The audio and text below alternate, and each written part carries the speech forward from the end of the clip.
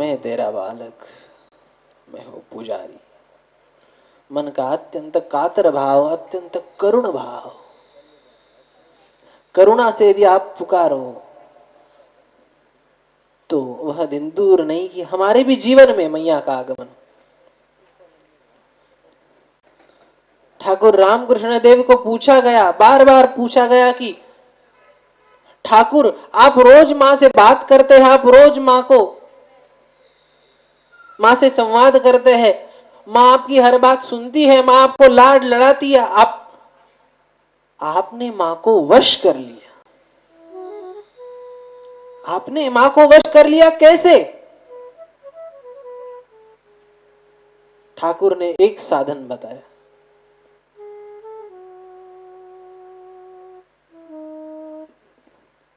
जिनके पुण्य कम है उन्हें यह साधन फालतू लगेगा, पर वास्तव में यही सर्वोच्च साधन है। क्या?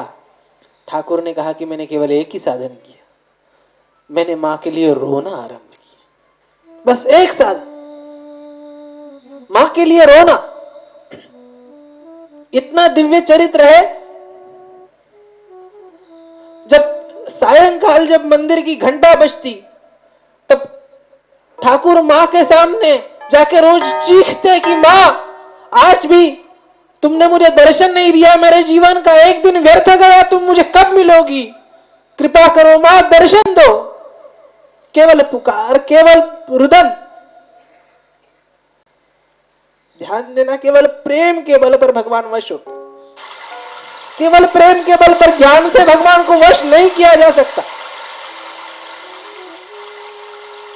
अत्यंत प्रेम हो, अत्यंत करुणा हो, अत्यंत आर्द्रता हो जीवन।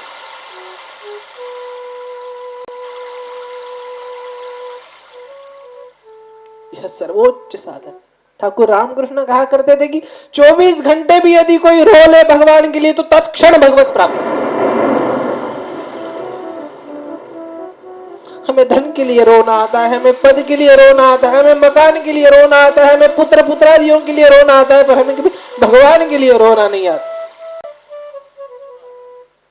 भगवान के सामने हम रो भी लेते हैं तो हम हमारी शिकायतों के लिए रो लेते कि भगवान धन नहीं है,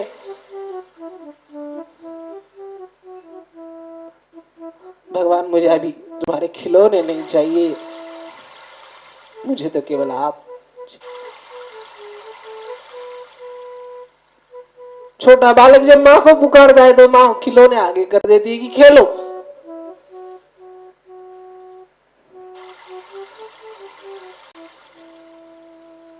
खेलने लगता है तो ध्यान नहीं देती, अपने काम में लग जाती है।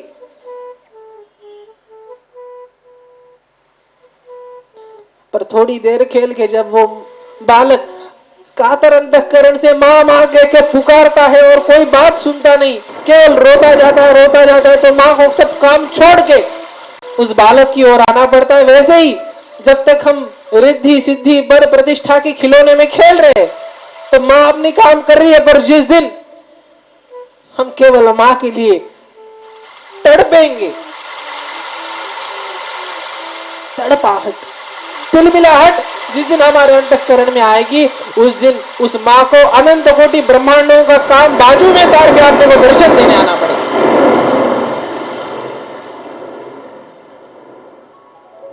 जब बालक कातर अंतःकरण से पुकारता है तब और कोई काम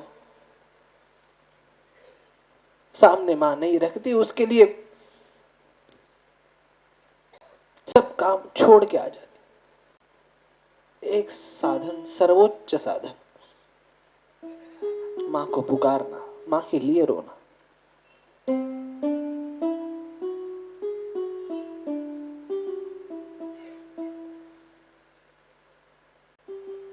गीता में, गीता के पहले अध्याय का नाम है अर्जुन विषाद योग। रोना कभी योग होता है क्या जी? रोना, विषाद करना कभी योग होता है?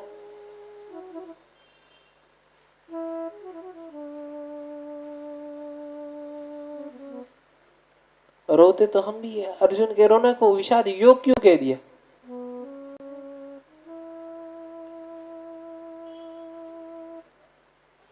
इसका एक बहुत रहस्यात्मक उत्तर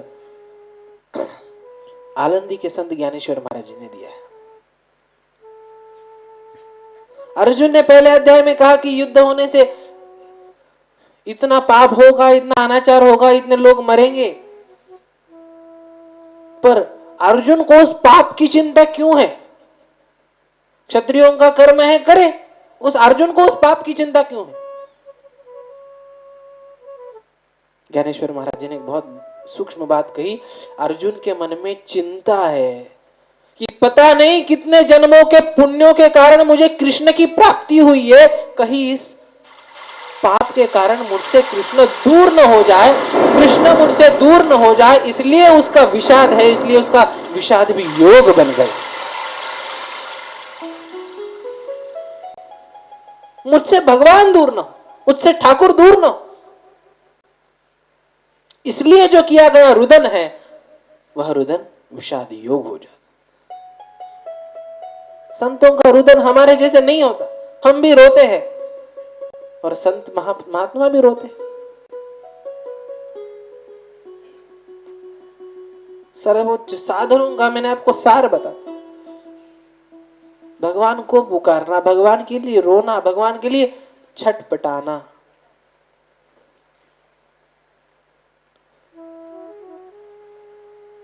पानी के बाहर निकाली हुई मछली को कभी आपने देखा? तड़पती है, तड़पती है, बिना पानी के वो रह नहीं सकती। एक भी दिन हमारे जीवन में ऐसा आ जाए तो मानना कि जीवन की धन्यता प्रारंभ हो। लौकिक चीजों की प्राप्ति न हो तो मन अशांत होता है, पर कभी हमारे मन में यह भाव नहीं आया कि ठाकुर, मां, जन्म जन्मांतरों से मैं तुमसे दूर हुआ भटक रहा हूं, कब दर्शन दोगी, कब कृपा करोगी, कब सामने आओगी?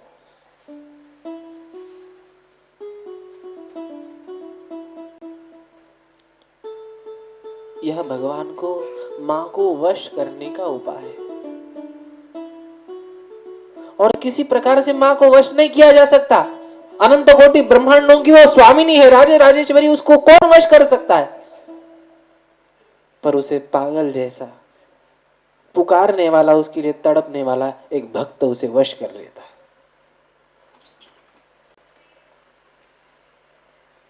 वह भक्त, मां उसे अपने से भी ऊंचा स्थान दे देती, अपने से भी अधिक महत्व दे देती। प्रेम से उसे पुकारना, प्रेम से उसके लिए तड़पना आना चाहिए। हम सबको मेरा मेरा मेरा मेरा कहते, ठीक है, व्यवहार में कहना भी चाहिए कि हाँ जी, आप भी हमारे, आप भी हमारे, आप भी हमारे, आप सब हमारे, पर जब ठाकुर जी के सामने एकांत में बैठो ना, जब मैया के सामने एकांत में बैठो, तो केवल इतना ही कहना कि मां, तूने एक इस संसार रूपी रंगमंच पे हमें भेजा है और हमें कुछ संगी साथी दिए हैं, तो इस पे नाटक करने के लिए तुमने भेजा है, तो नाटक का काम हम कर रहे हैं, पर वास्तव में बताऊं, पर्दे के पीछे न कोई मेरा है न कोई पराया, पर्दे के पीछे कोई रिश्ता नहीं, केवल एक ही रिश्ता है, मैं तुम्हारा हूं और तुम मेरी, बस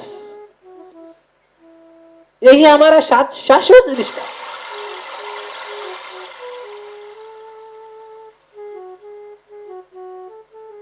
मां के लिए पुकार, तड़पन।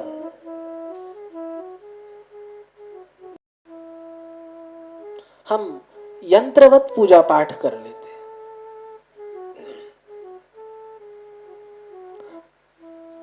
इतनी स्पीड से पोथी पढ़नी, इतनी स्पीड से माला जपनी। देखो, सेवा करना एक बात है और सेवा में रस लेना दूसरी बात है। सेवा कथा रसमहो नितराम पिबतवम, सेवा कथा रसमहो नितराम पिबतवम।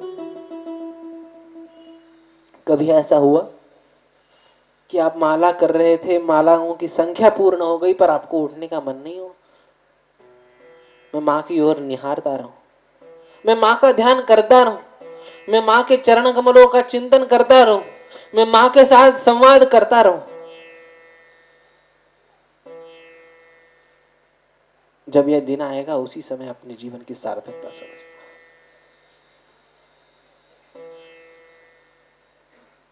मां के लिए पुकार। राम जी पुकारते, मां दर्शन देती है, मां आश्वस्त करती है। आगे भी आप देखेंगे कि रामेश्वर पूजन के समय अकेले शिव जी का पूजन नहीं किया। अब शिव जी तो हमेशा मां के साथ नहीं होते। करपूर गौरम करुणावतारम संसार सारम भुजगेन्द्रहारम सदा वसंतं हृदयारविंदे भवं भवानी सहितं नमामि भवं भवानी सहितं नमामि। नमः पार्वती पतये हर हर महादेव।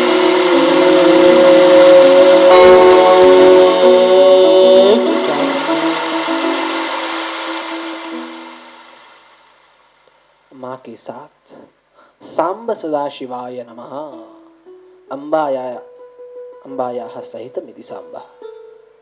मां के साथ जो सदाशिव है उसकी पूजा की। मां के आशीर्वाद से भगवान राम विजयी होके लौटे। देखिए, सबको शक्ति प्रदान करने वाली महाशक्ति की हम कथा सुनते, उसका प्रभाव क्या है, इसका चिंतन हमें करना पड़ेगा।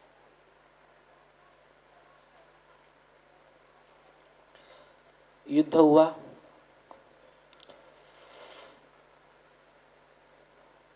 राज्य स्थापित हुआ, राज्याभिषेक हुआ। हनुमान जी ने सबसे अधिक सेवा की।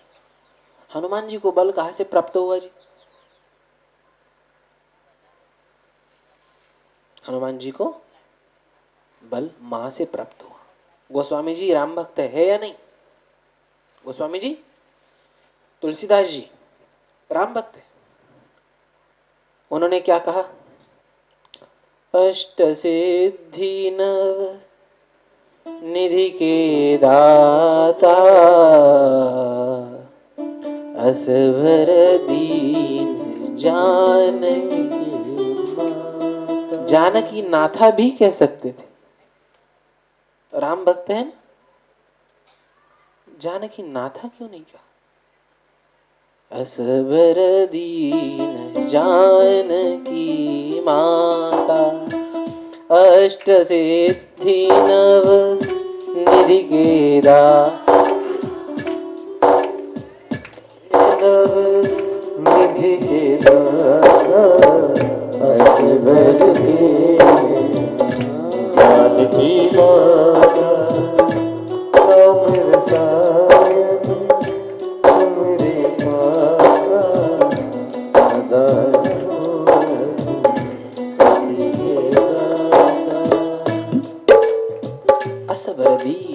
जानकी माता कारण है। देवताओं की कृपा से अब हम पाठ तो कर लेते हैं, पर कभी इन मार्मिक चीजों पे विचार नहीं हो पाता, सोचते नहीं।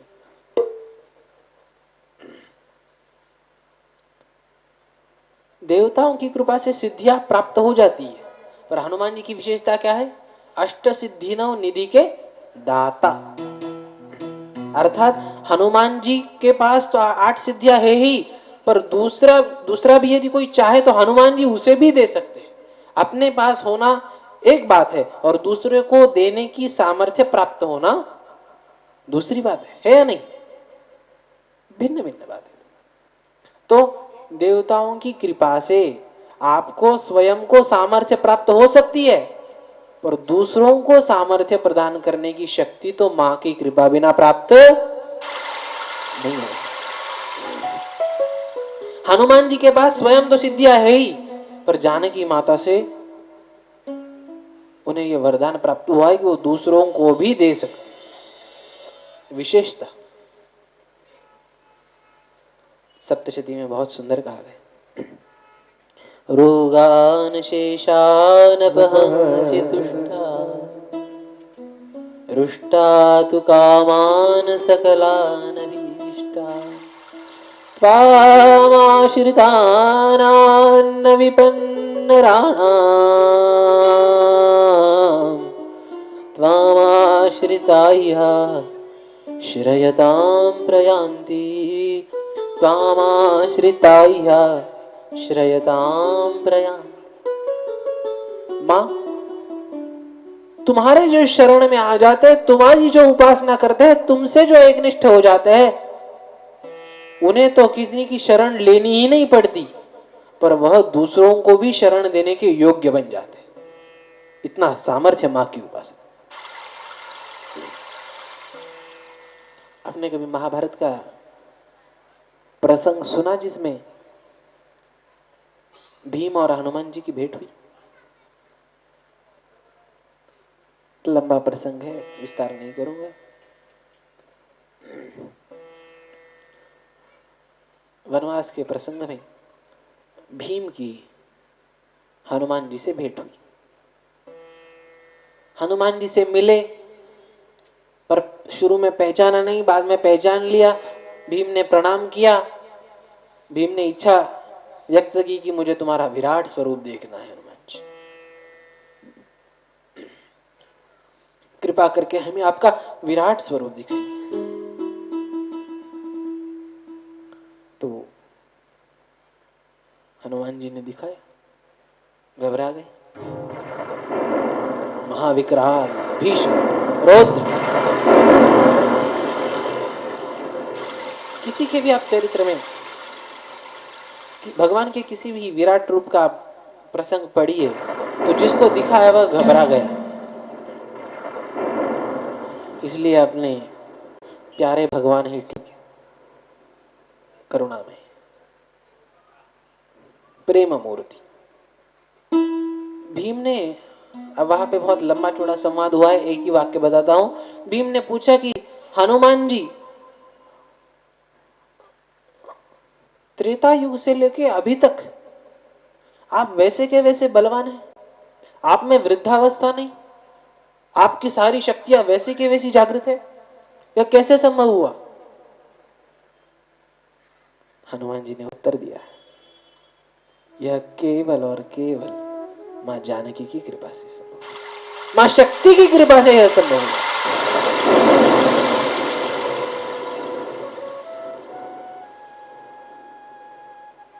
सबको शक्ति प्रदान करने वाली, सबको सामर्थ्य प्रदान करने वाली मां की हम कथा सुन रहे।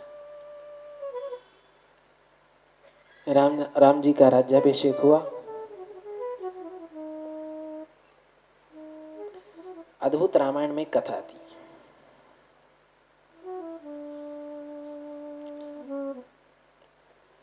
सबको रावण विजय होने के पश्चात सब वानरों का, आदियों का सम्मान होने लगा। सम्मान हो रहा था तो सब खुश हो रहे थे कि हमने रावण को मारा, रावण को मारा, रावण को मारा। तब सीता जी मुस्कुराई। राम जी ने कहा कि सबका सम्मान चल रहा है, सब खुश हो रहे, सब नाच कूद रहे, क्या कारण है जाने की मुस्कुराने का? जानकी जी कहती है, नहीं कुछ नहीं, कुछ कारण नहीं। राम जी ने कहा, नहीं नहीं बताओ।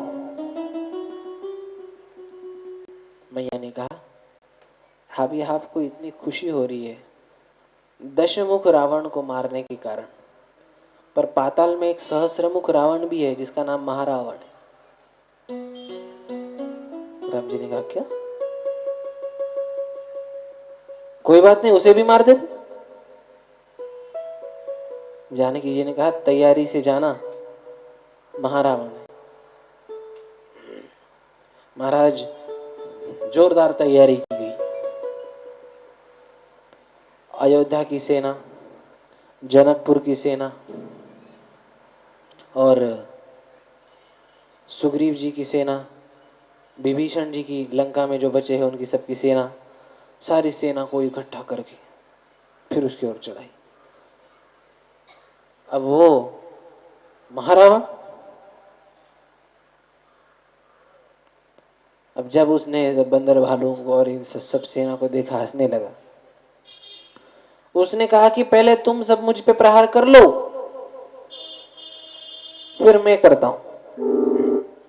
महाराज सब ने अपने अस्त्र शस्त्र जोरदार भीषण प्रहार किया। कोई अस्त्र चला रहा है, कोई शस्त्र चला रहा है, कोई भीषण प्रहार कर रहा है, और वो खड़े खड़े हंस रहा है। कोई प्रभाव नहीं उसमें, ऐसा लग रहा है कि मानो फूलों की वर्षा हो रही हो। हंस रहा है, कुछ नहीं कर रहा। सब थक गए महाराज, चला चला के। तो फिर उसके बाद उसने पूछा, हो गया? अब क्या कहते हो ही गया था, सब खत्म हो गए। उसने बाण, धनुष की प्रत्यंचा खींची और बाण चलाना आरंभ किया। अब 2000 उसके हाथ में बाण चलाना प्रारंभ किया। वह बाण सेना को लगता, क्या चमत्कार महाराज! जो जहां का सैनिक था वो वहां पे जाके पहुंचता। मिथिला के मिथिला में, जनकपुर के अयोध्या के अयोध्या में, लंका के लंका में, सब अब अपने स्थान पे पहुंच रहे। शर्मिंदा हो गए, फिर से जोरदार तैयारी की, फिर से पहुंच गए वहां पे जाके। अब बढ़िया तैयारी करेंगे। वैसे ही हुआ दूसरी बार।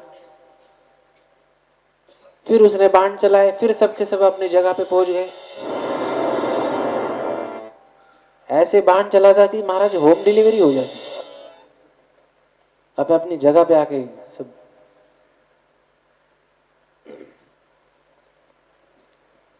क्या करे क्या करे क्या करे सोच रहे थे। कैसे हमारी कुछ शक्ति नहीं चल रही। उतने में नारद जी पधार गए। नारद जी ने कहा, क्या बात है श्री राम? राम जी ने कहा कि एक रावण को तो मारा, पर अभी ये दूसरा महारावण इतना बड़ा खड़ा है, क्या करे, उपाय बताओ। नारद जी ने कहा कि तुम्हें मां दुर्गा की उपासना करनी पड़ेगी। मां किसकी उपासना? शक्ति की उपासना, दुर्गा की उपासना। और उसका विधि विधान से पूजन करना पड़ेगा। उसका विधि विधान से तुम्हें मंत्र जाप करना पड़ेगा। तो अब महाराज मंत्र कौन दे? नारद जी ने कहा, हम सब रोल कर लेते हैं, मैं दे देता हूं। नारद जी से मंत्र ले लिया महाराज राम, मंत्र का अनुष्ठान किया। अब देवी का पूजन करना है। नारद जी ने कहा कि जिस दुर्गा का तुम मंत्र जाप कर रहे हो, उस दुर्गा की अंश रूपा यह जानकी है, इसकी दुर्गा भाव से पूजा करो। हमारे यहां इतनी स्वतंत्रता है, इतनी विशालता है, आप कहीं पर भी भाव रख के पुण्य कमा सकते हैं। जहां पे आपका भाव जड़ जाए ना, वहां पे अपने पुण्य का एटीएम है। ठाकुर रामकृष्ण परमहंस ने अपनी पत्नी शारदा देवी में मां की पूजा करके सिद्धियां प्राप्त की। जहां आपका भाव जड़ जाए, आप वहां से पुण्य कमा सकते हैं। इतनी स्वतंत्रता आपको कहीं नहीं मिली।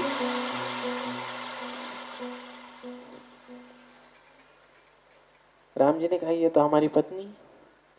उनका पत्नी भाव, पत्नी मान के नहीं, साक्षात दुर्गा मान के पूजा करोगे तभी आपको वह फल मिलने वाला है। राम जी ने वैसा ही किया।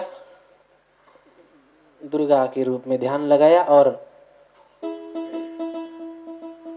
दुर्गा भाव से पूजा की, दुर्गा भाव से आराधना की, मंत्रों का जाप किया और दुर्गा मान के उनके चरणों में प्रार्थना की।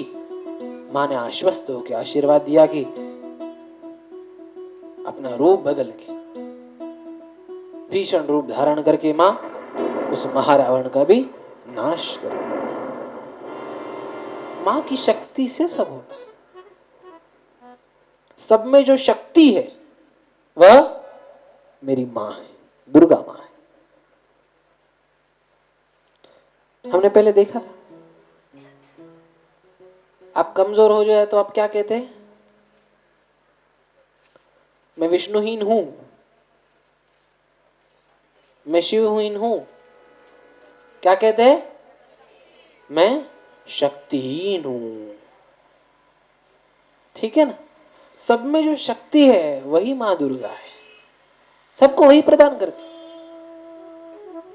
महाराज ये रावण की तो बात छोड़ दो, ये रावण एक पृथ्वी पे शासन करने वाला था। त्रिपुरा रहस्य नाम के ग्रंथ में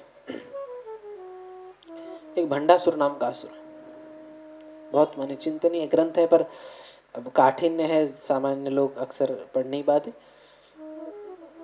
उसमें वह जो असुर था वह 105 ब्रह्मांडों पे शासन करता था। कितने? 105।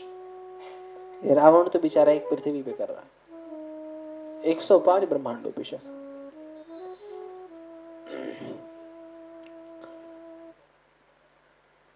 वैज्ञानिकों ने शोध लगाया कि सूर्य किरण पृथ्वी तक पहुंचने में 1 सेकंड में उसकी गति ऐसी है कि 1,88,000 किलोमीटर आ जाती। पर उन्होंने तो अपने रिसर्च रिपोर्ट में कहा है कि हमने ऐसे ऐसे सूर्य देखे कि जिनकी किरण पृथ्वी पर यदि आनी हो तो कईयों वर्ष लग जाए। इतने ऊंचाई पे अलग अलग सूर्य मालाएं हैं, माने अलग अलग ब्रह्मांड है। इसलिए हम मां को क्या कहते हैं? अनंत। क्या क्या कहते हैं? अनंत कोटि ब्रह्मांड नायक, ये उसका अर्थ है। वैज्ञानिक तो मानते ही है कि ऐसी पृथ्वी जैसी हमारी वैसी एक नहीं है, ऐसी कईयों पृथ्वियां है, कईयों सूर्य है।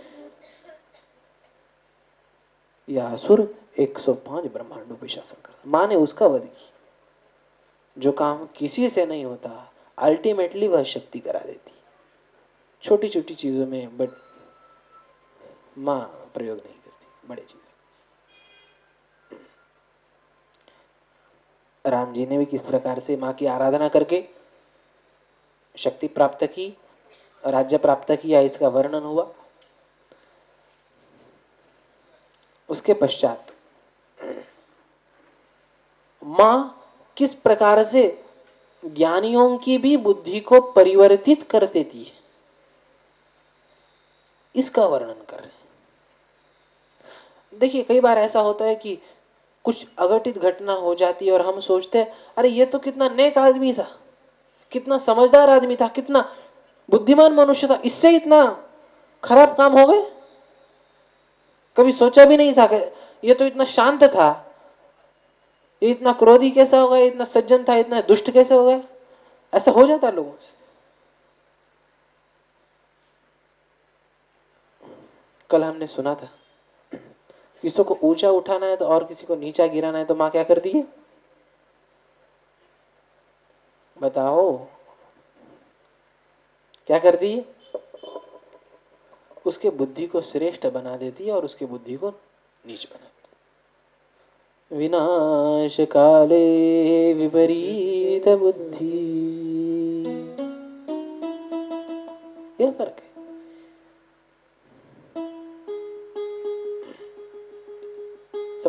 सप्त श्लोकी दुर्गा का तो पहला ही श्लोक, ज्ञानी नाम विजेतांसी देवी भगवती सा बलादाकृष्य मोहाय महामाया प्रयच्छति।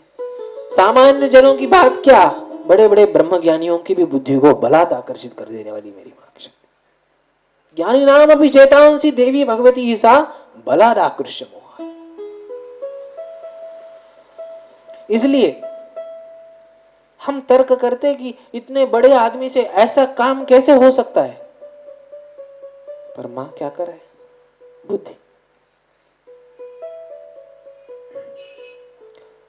सूत जी के प्रश्न पूछने के पश्चात, सूत जी को प्रश्न पूछने के पश्चात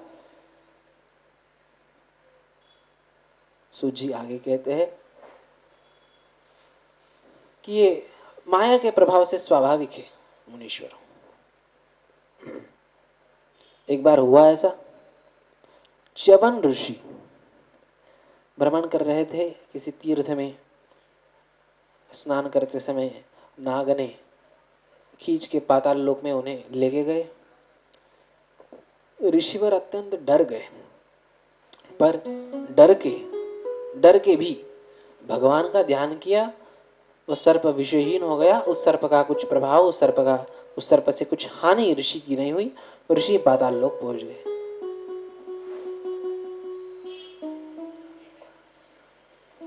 अब पाताल लोक पहुंच गए तो अब इधर उधर घूमने लगे। अब पाताल के राजा है प्रहलाद जी। उस समय पाताल के राजा है प्रहलाद जी। प्रहलाद जी ने देखा अब वो है दैत्यों के राज्य में, पाताल में। तो फॉरेनर तो तुरंत पता चलता है ना जी, चलता है ना। तो प्रहलाद जी को भी कि ये अपने पाताल का नहीं है, कोई मृत्यु लोक का, पृथ्वी का लगता है। तो पूछा कि मुनीश्वर आप कैसे आए हैं? उन्होंने कहा कि असावधानी में किसी नाग ने खींच के लाया। प्रहलाद जी धार्मिक है। प्रहलाद जी ने पूछा कि महाराज आप तो महात्मा हैं, आप तो साधना करते हैं, आप तपस्या करते हैं, आप विभिन्न तीर्थों की आपने यात्रा की है, तीर्थों का आपने भ्रमण किया है, तीर्थों में आपने साधना की है। अब तीर्थ यात्रा कैसी करनी चाहिए इसका भी वर्णन बहुत लंबा चौड़ा है। पर अब फिर आज मां का प्राकट्य करना है ना, या कल करें? बताइए, कल करें, आज, परसों? आज तो आगे उसका चिंतन करेंगे, पर वो विचार करने लायक है। तीर्थ यात्रा और ट्रिप जमीन आसमान का अंतर है। हम तीर्थ यात्रा हमसे नहीं हो पाती। तो प्रहलाद जी ने प्रश्न पूछा कौन कौन से तीर्थ है? तो विविध प्रकार के तीर्थों का वर्णन किया, पर च्यवन ऋषि ने कहा कि महत्वपूर्ण तीर्थ है नैमिषारण्य। कौन सा? नैमिषारण्य, जहां पे ये कथा चल रही, जहां पे हमारे सारे पुराणों का प्रवचन हुआ, पुराणों का श्रवण हुआ, नैमिषारण्य। आज भी आप देखेंगे सारे तीर्थों की सिटी हो गई, पर नैमिषारण्य आज का भी आरण्य ही है। वैसे क्या वैसा भाव बदला नहीं, कली का प्रभाव अभी तक हुआ है।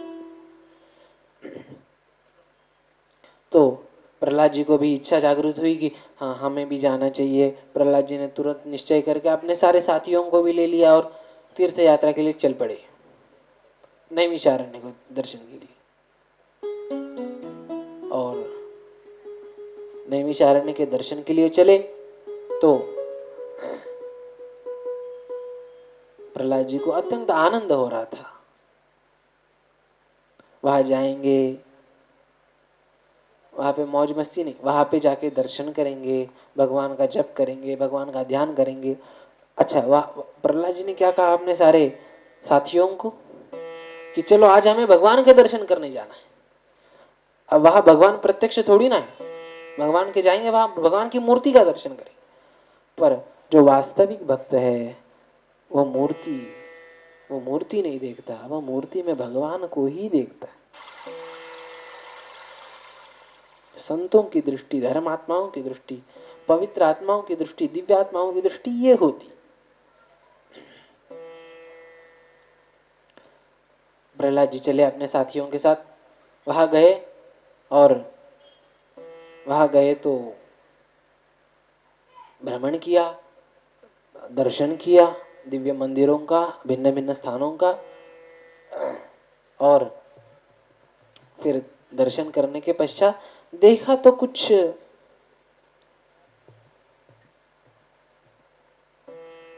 अलग अलग बाणों के जैसी चीजें पृथ्वी पे पड़ी है। विचार कर रहे कि ये तो मुनियों की तपस्थली है, यहाँ पे बाण वाण कैसे आएंगे और विचार करते जा रहे, थोड़े से आगे गए तो दो ऋषि मिले, ध्यान कर रहे और उनके पास में धनुष भी रखा है, धनुष और बाण। देखा प्रहलाद जी ने कि अरे ये तो ऋषि है, ये धनुष बाण लिए क्या कर रहे हैं? हाँ, ऐसा हो सकता है कि ये पाखंडी हो सकते, ये पाखंडी हो सकते, ऋषियों के जैसे तप कर रहे और शस्त्र रख रहे। क्या कहते हैं, मुख में राम और बगल में छुरी। वो यही से ये गया है, वो ये कहावत यही से आई। तो ऐसा कैसा अटपटा काम करना? गए महाराज, उनसे पूछा कि आप ये क्या क्या ढोंग कर रहे हो? अहिंसा का पालन करना चाहिए, आप संत हो। उन्होंने कहा कि हम किसी विशिष्ट हेतु से शस्त्र धारण करते हैं, हम तपस्या में रत है और आवश्यकता पड़ने पर धनुष और बाण का इस्तेमाल करते हैं। वास्तव में वही है कि दैत्यों का विनाश, अब वो महाभारत की कथा है, उसमें नहीं जाऊंगा कौन सा दैत्य किया, तो उसके लिए उन्होंने धारण किया, उन्होंने सामान्य कारण बताया, पर प्रहलाद जी नहीं माने और कहा कि आप शस्त्र छोड़ दो, और नहीं छोड़ना चाहते तो मेरे साथ युद्ध करो, मैं अहिंसा की स्थापना करके रहूंगा। महाराज, इतनी छोटी सी बात और बात बात में युद्ध चालू हुआ, एक दूसरे के ऊपर शस्त्र बरसा रहे, अस्त्र शस्त्र दिव्य आयुधों का इस्तेमाल होने लगा, ब्रह्मास्त्र तक चलाने लगे, भीषण युद्ध ने रूप ले लिया। सारे देवता आदि सारे हक्के बक्के रह गए, क्या ये भी धर्मात्मा, ये भी तपस्वी, और घोर युद्ध चल रहा है। कैसे ऐसे हो गए? अब कोई समझाने बीच में कैसे जाए, घमासान युद्ध चल रहा था, चकित रह गए। अब देखिए प्रहलाद जी क्या कह रहे थे, अहिंसा की स्थापना करना, और क्या कर बैठे, स्वयं ही हिंसा कर बैठे। हुआ या नहीं? ये ईगो प्रॉब्लम है। कहां पे जाके कहा, पाताल के राजा है, वहां का शासन देखना चाहिए। ऋषि मुनियों का अधिक से, पर कुछ लोगों को आदत ही होती है, कुछ थोड़ा गड़बड़ दिखे तो वहां पे जाके हस्तक्षेप भी कर देना तुरंत। कुछ बातें देख के इग्नोर भी करना आना चाहिए, इग्नोर नहीं करेंगे तो साधना नहीं हो पाएगी, फिर वही राग द्वेष वाली बात आ जाएगी।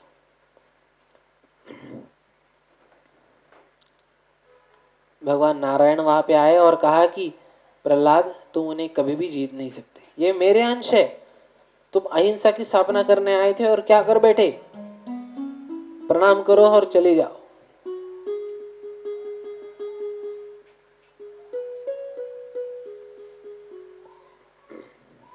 ऐसा कह दिया। प्रहलाद जी को अपनी गलती का एहसास हुआ, प्रहलाद जी चले गए। दिखा क्या रहे इस कथा से, अच्छे अच्छे ज्ञानियों की और धर्मात्माओं की बुद्धि भी किस प्रकार से बदल जाती है। इस एक वाक्य से आपको सब उत्तर मिल जाएंगे। अब मैंने कहा ना कि हम सोचते कि इतने बड़े आदमी ने इतना गलत काम कैसे कर दिया। ऐसे अभी आप पुराण पढ़ेंगे, इतिहास पढ़ेंगे, आपको ऐसे कई अटपटे आख्यान आएंगे कि अरे ये बड़े बड़े ऋषि, इनसे ऐसे कैसे काम हो गया। बुद्धि, माया शक्ति किस प्रकार से बुद्धि को परिवर्तित कर दे, उसका चक्र घुमा दे, कुछ भरोसा नहीं। उसको बताने के लिए आख्यान कहा है। बाद में जन्मेजय ने इच्छा जाहिर की, इच्छा प्रकट की कि मैं जानना चाहता हूं कि कृष्ण भगवान की लीलाएं कैसी हुई। मैंने सुना था कि मां की कृपा से उनका जन्म हुआ, मां की कृपा से उन्हें आशीर्वाद मिले। क्या हुआ? वेद व्यास जी बताते हैं, राजन विस्तार में नहीं जाना। वसुदेव देवी की के विवाह के समय कंस जब आकाशवाणी सुनता है तो देवकी को मारने के लिए उद्यत होता है। वसुदेव जी उससे आश्वासन देते हैं, क्या कि मेरे हर पुत्र को मैं तुम्हें प्रदान कर दूंगा। उसे तुरंत विश्वास हो जाता है। देखो, बेईमान भी चाहता है कि मेरे साथ सत्यवादी आदमी हो, असत्य बोलने वाला भी चाहता है। वसुदेव जी ने वैसे ही किया। 1 पुत्र, 2 पुत्र, 3 पुत्र, 6 पुत्र प्रदान किए, मारे गए। 7वां पुत्र गर्भ से स्थलांतरित किया गया योग माया की शक्ति से ही, और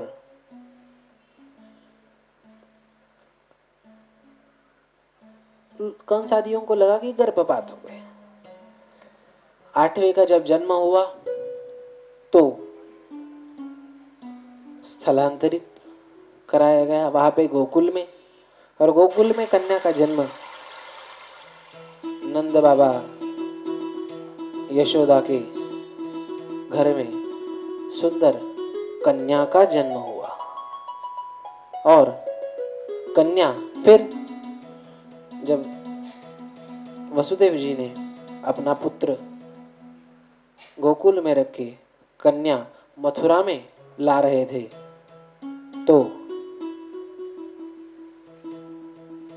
उस कन्या को बहुत दुखी अंतःकरण से, दुखी हृदय से, क्योंकि मित्र की कन्या है ना, उसे ले आने लगे मथुरा में आए। और आने के पश्चात जब कंस जगा, रुदन से बालक के रोने की आवाज आई और कंस जग गया।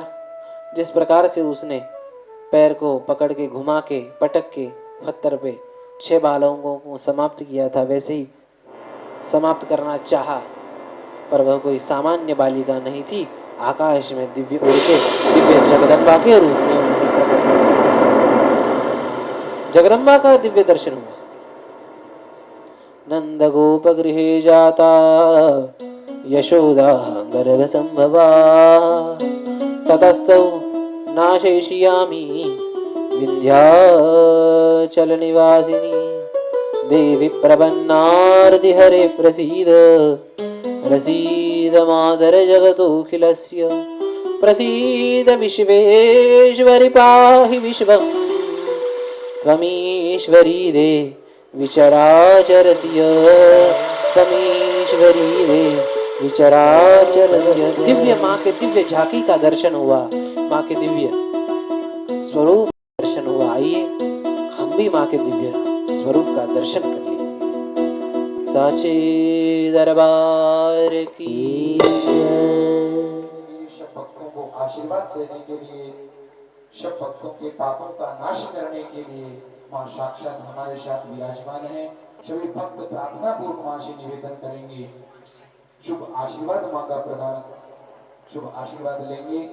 आज के मुख्य यजमान और हमारी देवी भागवत महापुराण के मुख्य यजमान सामने आकर के मां भगवती का पूजन करेंगे। मां भगवती से अनुरोध करते हैं दर्शन ग्रहण करें, वो अपना अपना स्थान ग्रहण करें। इसके बाद एक मुख्य सूचना है सभी भक्तों के लिए, बड़ा हर्ष का विषय है।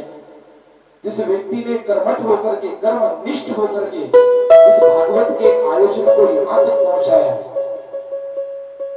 अकेला व्यक्ति, हम सब लोग बाद में शामिल थे लेकिन शुरू से अकेले व्यक्ति ने, बड़ा गंभीरता का विषय है।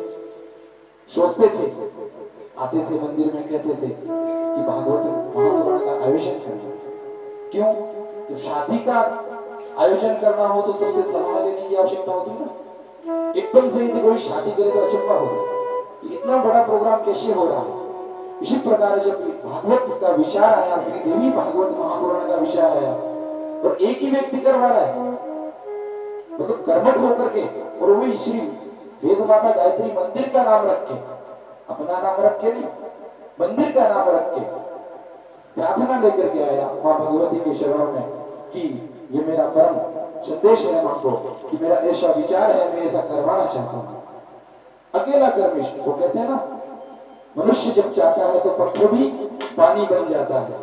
ऐसे व्यक्ति का आज जन्मदिन है, जिसका विशेष योगदान, विशेष सहयोग रहा है हमारे कुलकर्णी शास्त्री। सभी भक्त लोग शुभकामनाएं देंगे और श्री वेद माता गायत्री मंदिर के द्वारा मैंने कोटि कोटि आशीर्वाद प्रदान करता हूं। अश्वत्थामा बलिर्व्यासो धनवाश्च विभीषणो कृपा परशुरामस्य शक्ति का चीर जीव। इसी के समान इनकी कीर्ति हमेशा बढ़ती रहे, इनका नाम हमेशा चलते रहे और उत्तरोत्तर ऐसे चाहिए इनके हाथों से हमेशा अपना नाम न रख के। इन्होंने कहा, मेरी एक विनती है पंडित जी, मेरा नाम कहीं भी नहीं होना चाहिए। देवी भागवत महापुराण की कथा होनी है, लेकिन मेरा नाम कहीं भी नहीं होना चाहिए। कर्मनिष्ठ रात दिन एक कर करके इन्होंने ये स्थान, ये हम लोगों को एक मौका दिया है। कोटि कोटि धन्यवाद है महान पुरुष के लिए। और मैं महाराज से भी अनुरोध करता हूं, चरणों में विनती करता हूं, वो भी अपनी पवित्र वाणी से इनको शुभ आशीर्वाद प्रदान करें। जन्मदिन मनाना यह पहले से परंपरा है, मनाना चाहिए। हम जन्मदिन हम मनाते हैं। जन्मदिन का भी उसकी एक परंपरा है, उसकी एक पद्धति है, उसका एक प्रकार है, उसका एक प्रयोग है। भारतीय परंपरा अनुसार, भारतीय परंपरा में जन्मदिन के दिन चिरंजीवों का पूजन होता है। चिरंजीव माने दीर्घायु। उसके साथ साथ अपने इष्ट देव का पूजन होता है, कुछ दान आदि यह भी किया जाता है। पुण्य कमाना है, जन्मदिन है ना, तो पुण्य कमाना है। यह भारत की दृष्टि, भारतीय परंपरा की दृष्टि, भारतीय ऋषियों की दृष्टि। और उसके साथ साथ दीप जलाने। दीप जलाने का मतलब क्या है? असतो मा सद्गमय तमसो मा ज्योतिर्गमय मृत्योर्मा अमृतं गमय। अंधकार से प्रकाश की ओर जा है। हमारी यह परंपरा नहीं कैंडल जला के बुझा दे। कुछ अच्छी चीज जहां से हो वहां से लेनी चाहिए, पर बाहर से है तो हर कोई चीज अच्छी नहीं होती। भारतीय परंपरा क्या है? दीप जलाना, केक काटना नहीं, ताजा और पवित्र उस दिन खाना। अब केक, उसके नीचे का जो किसका बनता है? मैदे का बनता है ना? सही बोल रहा हूं ना मैं? वो कितने दिन पुराना होता है? कितने दिन पुराना होता है? जन्मदिन के पुण्य पवित्र पर्व पे सड़े हुए मैदे का वो केक खाना। मीठा खाओ, मिष्टान्न खाओ, जो आप अच्छा लगे वो खाओ। भारतीय परंपरा ये है। और उसके साथ साथ क्या चिल्लाते हैं जन्मदिन के समय में?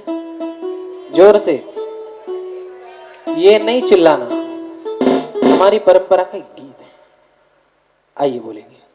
सुदिनम सुदीनम जन्मदिनम तव, सुदिनम सुदिनम जन्मदिनम तव, सुदीनम सुदीनम जन्मदिनम तव,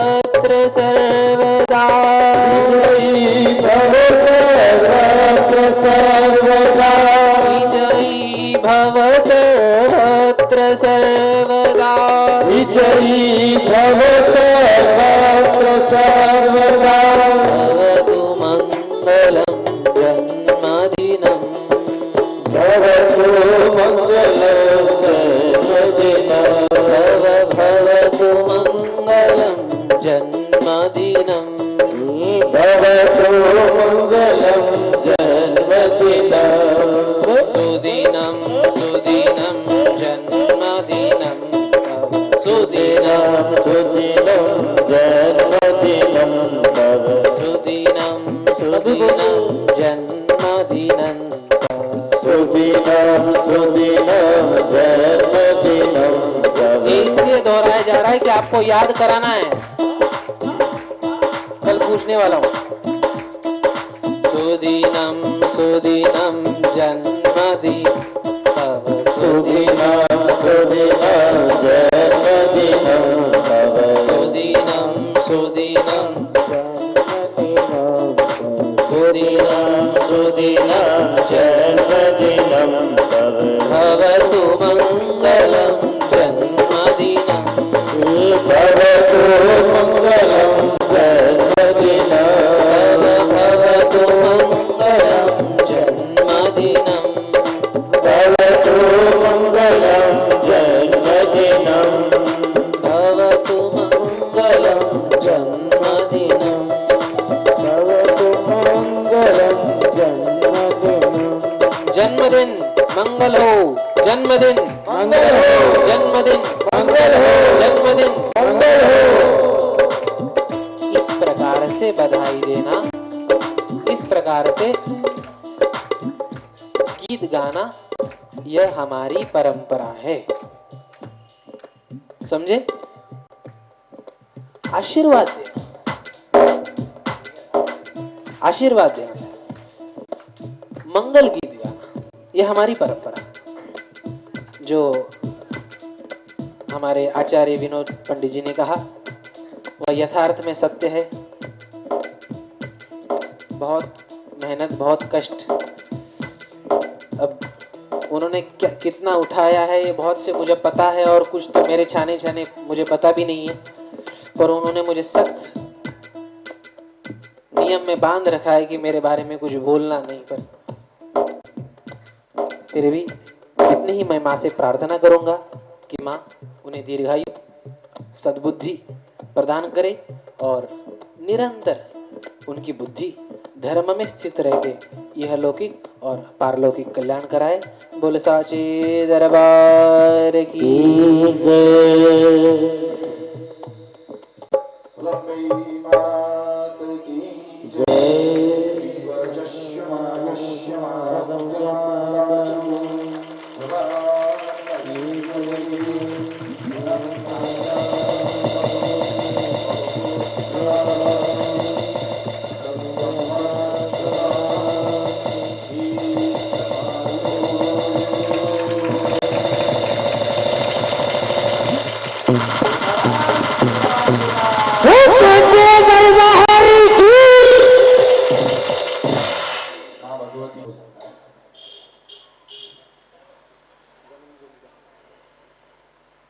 आप सब लोग मेरे साथ में आए और सबसे बड़ी कृपा देवी की है, जिसने मुझे ये बुद्धि दी और मुझसे काम करवाया। मुझे पता नहीं था इतना बड़ा प्रोग्राम मैं कर सकता हूँ।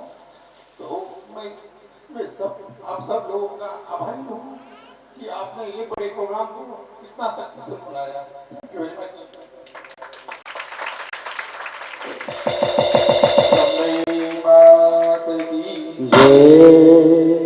खुद करते हुए भी मां भगवती के चरणों में हम सबको शामिल करके समर्पित करते हैं। इतने सरल, इतने कर्मनिष्ठ व्यक्ति की खूब खूब आशीर्वाद के साथ प्रार्थना करते हैं मां भगवती से कि उन्हें खूब दीर्घायु दें और हमेशा इसी प्रकार अपनी भक्ति में लगाए रखें।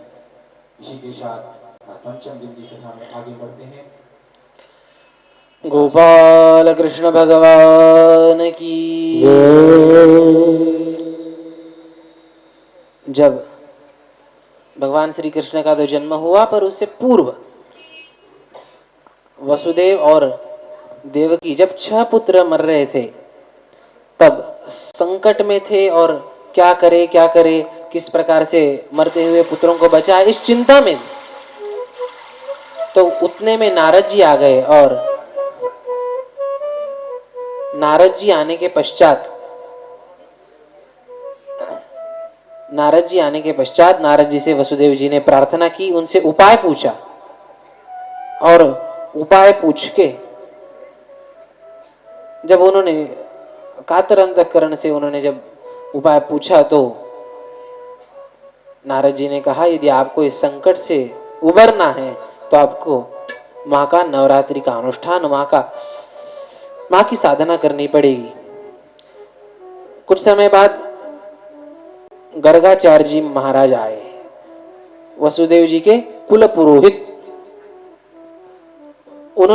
उनसे कहा गया कि आप हमारे कुल पुरोहित हैं, कृपा करके आप हमें इस संकट से बाहर निकलने के लिए आप हमारे नाम से पूजा करवाइए, अम्बा यज्ञ करवाइए, मां की साधना करवाइए, मां का अनुष्ठान करवाइए।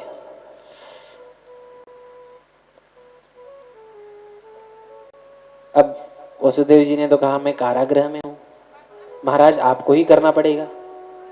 गर्गाचार्य जी ने कहा ठीक, यदि कोई विपत्ति हो और यदि असंभव हो तो यजमान अनुपस्थित रह के भी पूजा करवाई जा सकती है। ऐसा करवाया गया। मां की कृपा से भगवान श्री कृष्ण का जन्म हुआ। हमने देखा कि भगवान श्री कृष्ण के जन्म के समय भगवान श्री कृष्ण जब स्यमंतक मणि के प्रसंग में पहले दिन हमने देखा था, उस समय भी जब भगवान के ऊपर संकट छा गया था तब भी मां की आराधना, गोपियों ने भी भगवान की प्राप्ति करने के लिए मां की आराधना की। कृष्ण प्राप्ति के लिए मां की आराधना करना ही सिद्धांत। तो इसके अनुष्ठान के होने के पश्चात मां का प्राकट्य हुआ। भगवान श्री कृष्ण गोकुल में पहुंच गए। कंस को मां का दर्शन हुआ। इस प्रकार से दर्शन हुआ कि शंख चक्र गदा पद्मधारी मां, सिद्ध उसकी सेवा कर रहे हैं, ऋषि उसकी स्तुति कर रहे हैं, सब उसकी पूजा कर रहे हैं। मां का दिव्य ऐश्वर्य, मां का दिव्य सामर्थ्य कंस देखता है और अत्यंत भयभीत होकर प्रणाम करता है और डर जाता है। मां ने कहा मूर्ख, काल को कोई नहीं टाल सकता, तुझे मारने वाले का जन्म हो चुका है। इतना कह के मां विंध्याचल पर्वत पे चली जाती है। बोल विंध्यवासिनी मात की जय।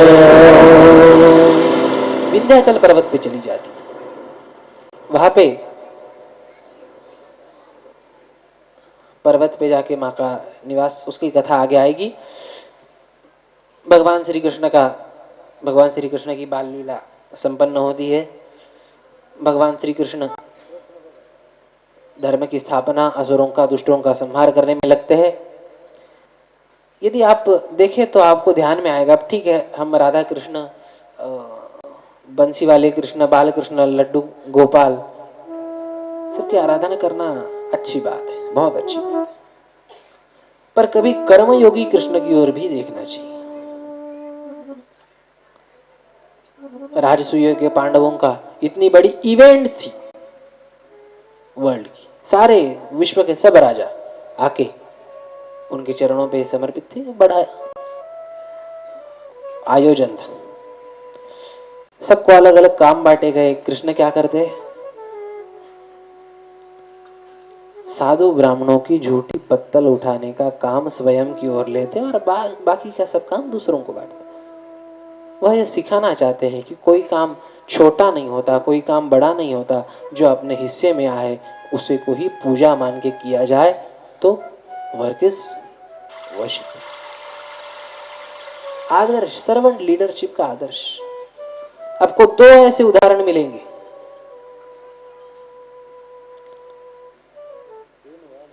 भगवान श्री कृष्ण के पास क्या पद है? कोई पद नहीं, पर उनके बिना कुछ हिलता नहीं। हनुमान जी का रामायण में क्या पद है? न वो मंत्री है, न वो सलाहकार है, किसी पद पे नहीं है, पर हनुमान जी के कुछ न होने के बावजूद भी वो सब कुछ है। यह एक उदाहरण है इस प्रकार के। इस दृष्टि से भी इतिहास को देखने की आवश्यकता होती है। कुछ न चाहना और सबके लिए करते रहना, निष्काम काम का आदर्श। आगे भगवान श्री कृष्ण की विभिन्न प्रकार की लीलाएं चलती है। भगवान श्री कृष्ण को कि एक पत्नी जाम्बवती को संतान नहीं हो रही थी।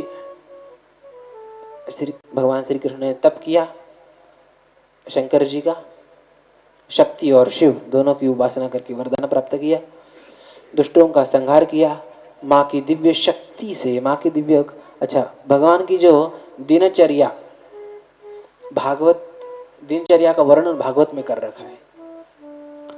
भगवान की दिन तो उसमें भगवान ब्रह्म मुहूर्त में उठ के ध्यान करते, ऐसा लिखा है। अक्सर ऐसे विषयों पे कोई प्रकाश नहीं डालना चाहिए। भगवान सुबह उठ के ध्यान करते। किसका ध्यान करते? भागवत की बात बता रहा हूं। अपनी शक्ति का ध्यान करते, अपनी आत्मशक्ति का ध्यान करते, अर्थात सबकी शक्ति मां दुर्गा का ध्यान करते। भगवान श्री कृष्ण का लीला संहरण और लीला संवरण होने के पश्चात जन्मेजय राजा वेदव्यास जी से प्रश्न पूछते कि अब आप हमें मां की दिव्य कथा की ओर लेके चलिए। चलना है मां की कथा में। अब आज तो उसका विस्तार से मैं प्रारंभ नहीं कर पाऊंगा, केवल आज मां का प्राकट्य करके बाद में फिर कल विस्तार करेंगे।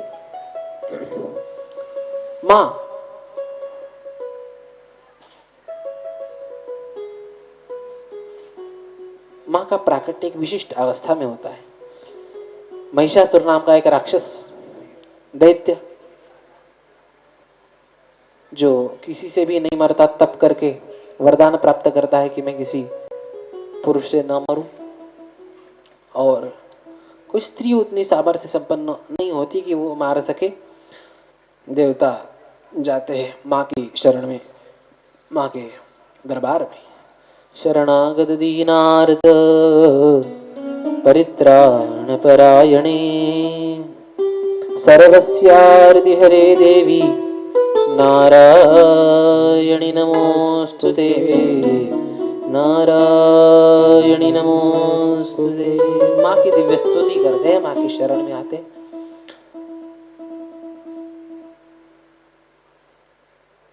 मां से बुद्धि प्राप्त होती है। बार बार युद्ध करने के पश्चात भी वह जीता नहीं जाता। सब देवताओं ने संगठित होकर भी युद्ध करने के पश्चात वह जीता नहीं जाता। विचार करते हैं, सबका विचार मंथन होता है और यह निश्चय होता है कि अपने अपने अपने तेजों का संकलन किया जाए, तेजों को एकत्रित करके उसका एकत्रीकरण किया जाए। अब सारे देवता अपने तेज को अपने तेज का प्रक्षेपण करके पूर्व काल में मां ने जो तेज उन्हें दिया था, जो शक्ति उन्हें प्रदान की थी, सबका एकत्रीकरण करके सारे देवताओं ने एक तेज, सारे देवताओं के शरीर से तेज प्रस्फुरित होके दिव्य शक्ति पुंज बनता है और वह शक्ति पुंज मां शक्ति, मां दुर्गा, मां जगदम्बा के रूप में प्रकट होता है। आई रे दुर्गा, दुर्गा भवानी आई रे, दुर्गा, दुर्गा भवानी आई रे,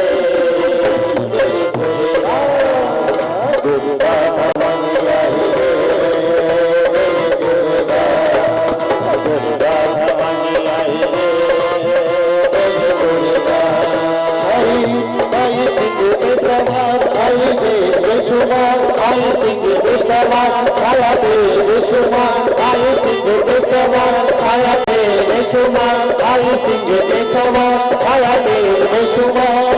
खुशियाँ हजार आई रे देवी दुर्गा, दुर्गा भवानी आई रे देवी दुर्गा, दुर्गा भवानी आई रे देवी दुर्गा।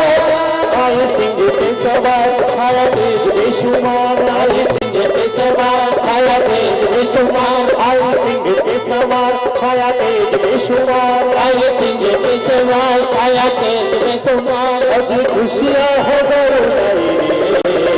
देवी दुर्गा, दुर्गा भवानी आई रे देवी दुर्गा, दुर्गा भवानी आई रे देवी दुर्गा।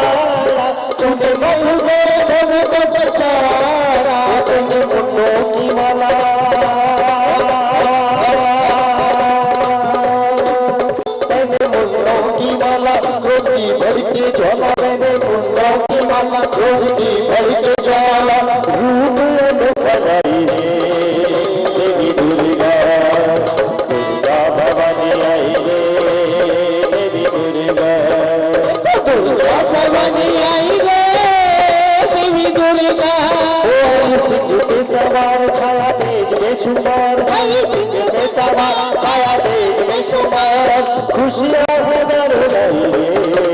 देवी दुर्गा, दुर्गा भवानी आई रे देवी दुर्गा, दुर्गा भवानी आई रे देवी दुर्गा।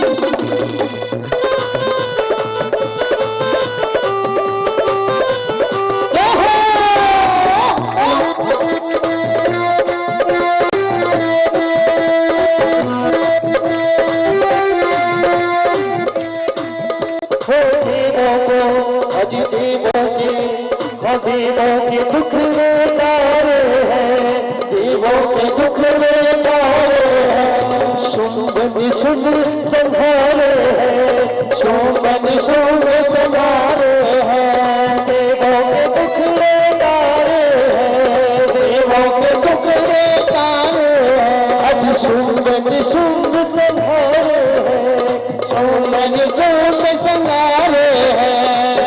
शुंभ निशुंभ संहारे मैया, शुंभ निशुंभ संहारे हैं। वो तेरी महसानी, तेरी महसानी है दुनिया में मानी है, तेरी महसानी है दुनिया में मानी है। महिमा से भी गाई है देवी दुर्गा, दुर्गा भवानी आई है देवी दुर्गा, दुर्गा भवानी आई है देवी दुर्गा। आई सिंह पे सवार छाया तेज बेशुमार, आई सिंह पे सवार आया तेज बेशुमार। अजी खुशियाँ हो लाई देवी दुर्गा, दुर्गा भवानी आई है देवी दुर्गा, दुर्गा भवानी आई है देवी। ये जो तारा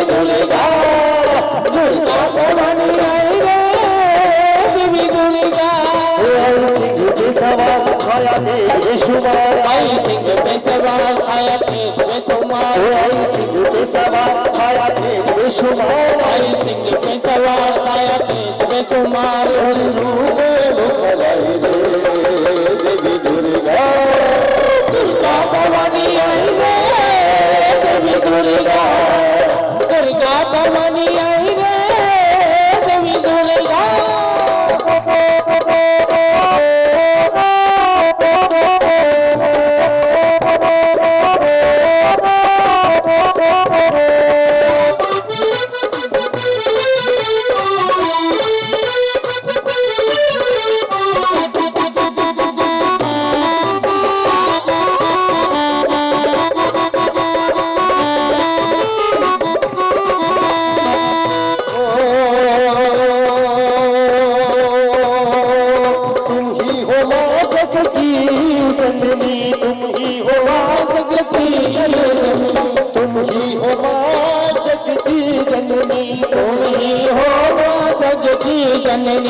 आस लगी है तेरे चरण की आस लगी है तेरे चरण हो दुखों ने घेरा है जीवन ये मेरा है दुखों ने घेरा है जीवन ये मेरा है दुखों ने घेरा है जीवन ये मेरा है दुखों ने घेरा है जीवन ये मेरा है अरे दिल में उदासी छाई रे देवी दुर्गा दुर्गा भवानी आई रे देवी दुर्गा दुर्गा भवानी आई रे देवी दुर्गा आई सिंह पे सवार आया तेज बेशुमार आई सिंह पे सवार आया तेज बेशुमार आई सिंह पे सवार आया तेज बेशुमार आई सिंह पे सवार आया तेज बेशुमार आज खुशियां है बोलाई रे देवी दुर्गा दुर्गा भवानी आई रे देवी दुर्गा दुर्गा भवानी आई रे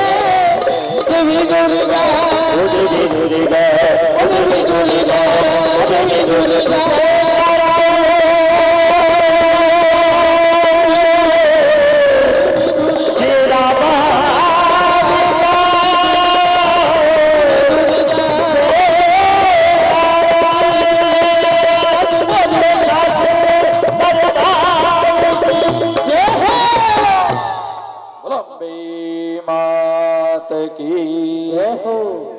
श्री वेद माता गायत्री मंदिर द्वारा आयोजित श्री देवी भागवत महापुराण का पंचम दिन हम मां भगवती के चरण कमलों में समर्पित करते हैं और सभी भक्त लोग अपने अपने स्थान पे खड़े हो जाएंगे अपने अपने स्थान पे खड़े हो जाएंगे और सभी भक्त मां भगवती की दिव्य आरती के दर्शन करेंगे।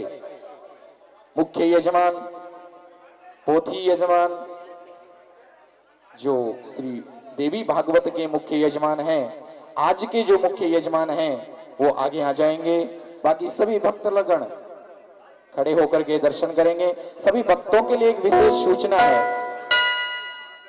कि ये जो हमारे यहाँ जो श्री देवी भागवत महापुराण की कथा हो रही है, इसकी डीवीडी ऑडियो और वीडियो दोनों बनेगी। जिस भक्त को लेनी है वो यहाँ काउंटर पे अपना नाम और नंबर नोट करा दे। जिस भक्त की आकांक्षा है लेने की वो सभी भक्त लोग काउंटर पे कर्पूर करुणाकर संसार सार बुद्ध के रहार सदा वसंता हृदयारविंदे भवं भवानी सहितां नमामि भवं भवानी सहितां नमामि। अम्बे तू है जगदम्बे काली जय जय खप्पर वाले तेरे ही गुण गाए भारती।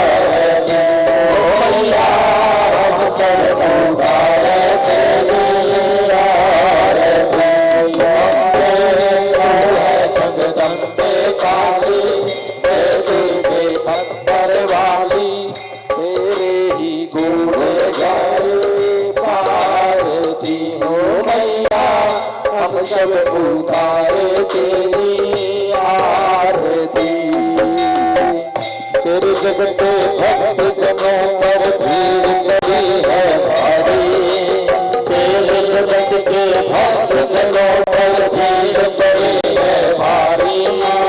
मानव दल पर टूट पड़ो, मानव दल पर टूट पड़ो, हर के सिंह सवारी सौ सौ सीधो सीधो बलशाली है बल भुजाओं वाली, दोषों को तो ही तो समझाती हो भैया, सब सब उतारे तेरी आरती।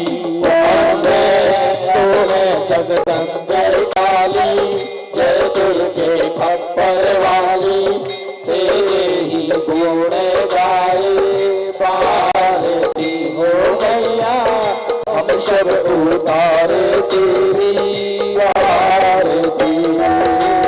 वजा नारियल सवार भैया जो तेरी भेंट चढ़ाए, वजा नारियल सवार भैया जो तेरी भेंट चढ़ाए।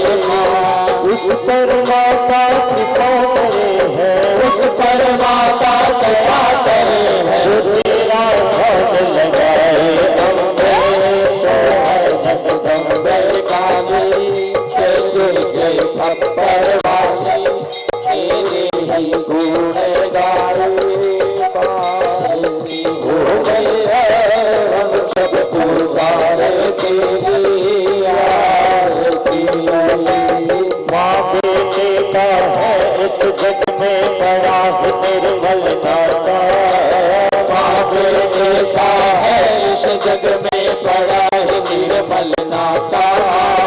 पूत कपूत स्नेह करना, पूत कपूत स्नेह करना, माता सुनी कुमाता सबके करुणा बरसाने वाली, सबको बरसाने वाली, मैया भवर से उबारती हो मैया, हम सब उतारे तेरी आरती। अम्बे सोहे जगदम्बे काली, जय दुर्गे खप्पर वाली, तेरे ही गुण गाए पारती हो मैया, हम सब उतारे तेरी आरती। शरण शरण में खड़े तुम्हारी ये पूजा की थाली, शरण शरण में खड़े तुम्हारी ये पूजा की थाली। मैं भी पूजूं तुम भी पूजो, मैं भी पूजो तुम भी पूजो, पूजे दुनिया सारी।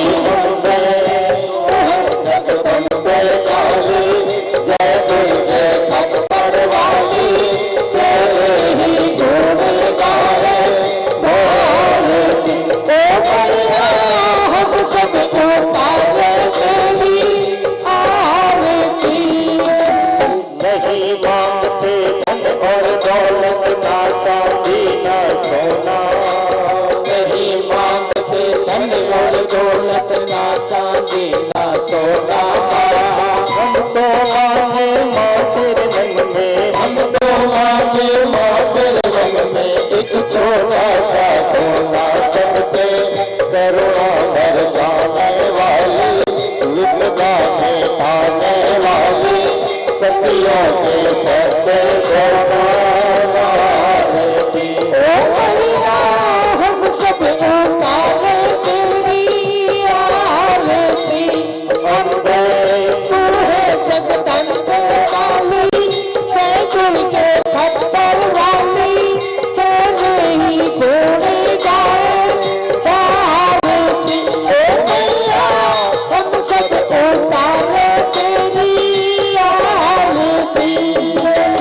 छोटा सा परिवार हमारा इसे बनाए रखना, छोटा सा परिवार हमारा इसे बनाए रखना।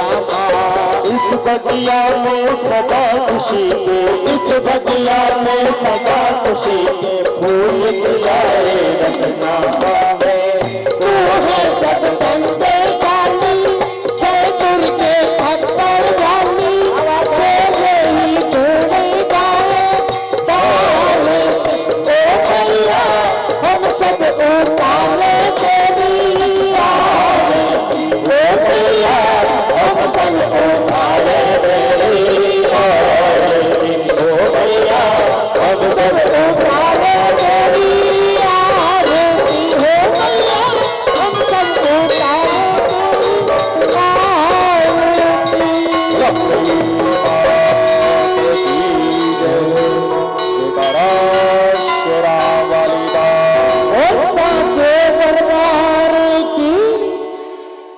शीतलेन शीतलीकरणं पुष्पे देवाभिवन्दनं स्वात्माभिवन्दनं स्व आत्माभिवन्दनं